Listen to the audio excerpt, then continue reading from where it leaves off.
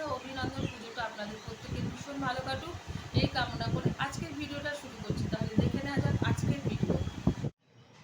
নমস্কার বন্ধুরা, আমিও বাঙালি রান্নাঘরে সবাইকে স্বাগত জানিয়ে আবার একটা রেসিপি আপনাদের মাঝখানে শেয়ার করতে চলেছি। সেটা হচ্ছে মালাই সন্দেশ।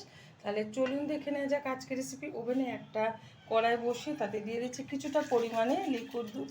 দুধটা হালকা গরম হয়ে গেছে, দিয়ে দিলাম সামান্য পরিমাণে একটু চিনি। এই মালাই সন্দেশটা কিন্তু বেশি মিষ্টি হয় না, সেই কারণে অল্প চিনি ব্যবহার করলাম। দুধের ঘনত্বটা বাড়ানোর জন্য দিয়ে দিচ্ছি এখানে আমুল দুধ। এবার ভালোভাবে মিশিয়ে নেব।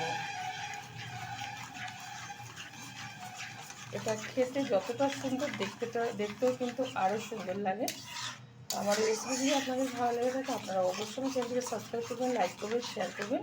আর দুর্গা পুজো স্পেশালে একবার এরকমভাবে বাড়িতে বানিয়ে খেয়ে দেখবেন মালাই সন্দেশ। আশা করি ছোটো থেকে বড় প্রত্যেকের ভীষণ ভালো লাগবে। এটা আমি এখন জ্বালিয়ে ক্ষীরে পরিণত করব। এখন এর মধ্যে দিয়ে দেবো সামান্য পরিমাণে একটু ঘি। এখানে আপনারা বাটারও ব্যবহার করতে পারেন, কিন্তু এটা দিতে হবে, দিলেই কিন্তু টেস্টফুল আসবে সন্দেশে। অনবরত কিন্তু খুন্তি দিয়ে নাড়াতে হবে, নাহলে কিন্তু তলায় লেগে যাওয়ার ভয় আছে। যেহেতু ঘনত্ব যত বেড়ে যাবে লেগে যাওয়ার ভয় তত থাকবে। দিয়ে দিচ্ছি একটু ফুড কালার, সন্দেশের কালারটা ভীষণ ভালো আসবে।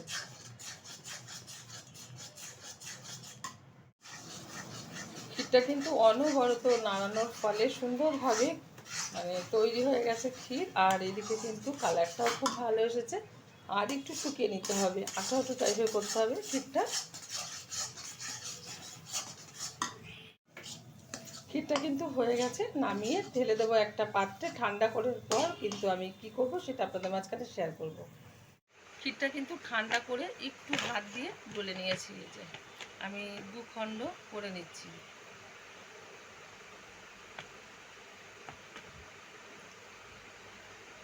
এবার এইটাতে আমি একটু এই যে কিছু বাদাম আর খেজুর আমি কেটে কুচি কুচি করে নিয়েছি। এটা ভালোভাবে মেখে নিচ্ছি হাত দিয়ে। ভালোভাবে আমি মেখে নিয়েছি আর একটা রোল টাইপের করছি। সাইডে রেখে দিলাম। আর এটা যেটা আছে এটা আমি এবার একটু বেলে নেব।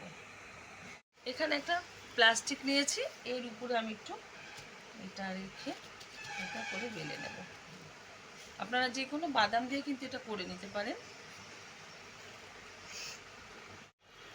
সুন্দরভাবে কিন্তু বেলে নিয়েছি।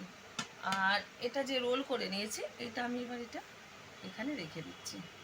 রেখে দিয়ে এবার ফোল্ড করে দেব।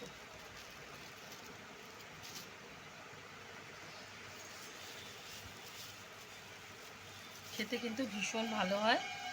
যারা জানেন না অবশ্যই কিন্তু ট্রাই করবে, আশা করি ভালো লাগবে।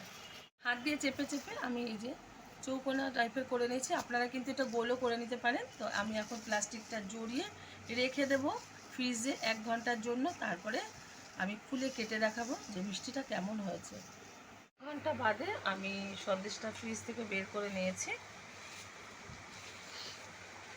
ঠিকঠাকভাবে কিন্তু সেট হয়ে গেছে। এই যে এবার আমি পিস পিস করে কেটে নিচ্ছি।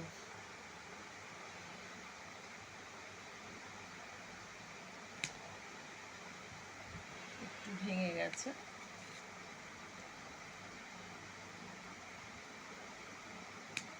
কত সুন্দরভাবে কিন্তু ভিতরটা হয়েছে দেখতে পাচ্ছেন।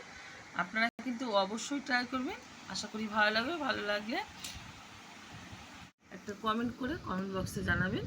দেখা হবে পরের ভিডিওতে নতুন কোনো রেসিপি নিয়ে। ধন্যবাদ।